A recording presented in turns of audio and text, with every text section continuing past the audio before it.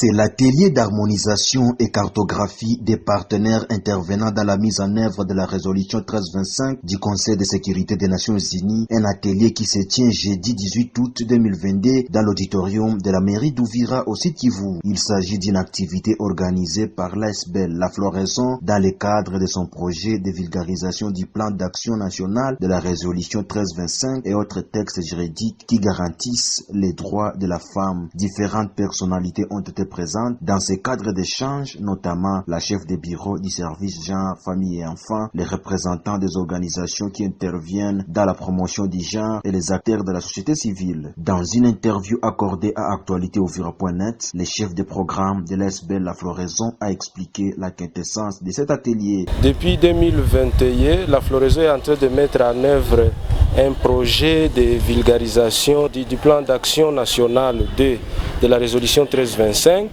et autres textes juridiques qui garantissent les droits de la femme. C'est dans ce cadre que nous avons participé dans cet atelier en appuyant les comités locaux de pilotage de la résolution 1325 de la mairie d'Ouvira pour un atelier d'harmonisation et de cartographie des partenaires intervenant dans la mise en œuvre de la résolution 1325. Et les objectifs de cet atelier étaient d'identifier tous les partenaires, donc les organisations nationales et internationales qui sont en train d'intervenir dans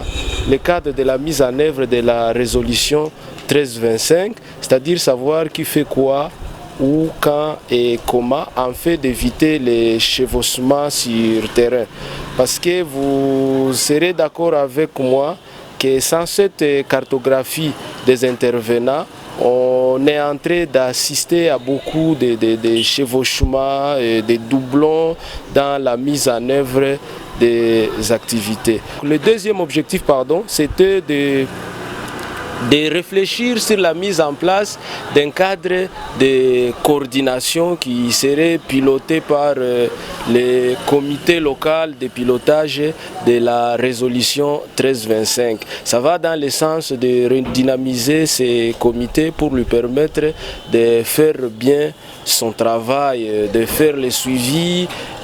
des partenaires qui sont en train de mettre en œuvre les activités, mais aussi d'assurer cette mise en œuvre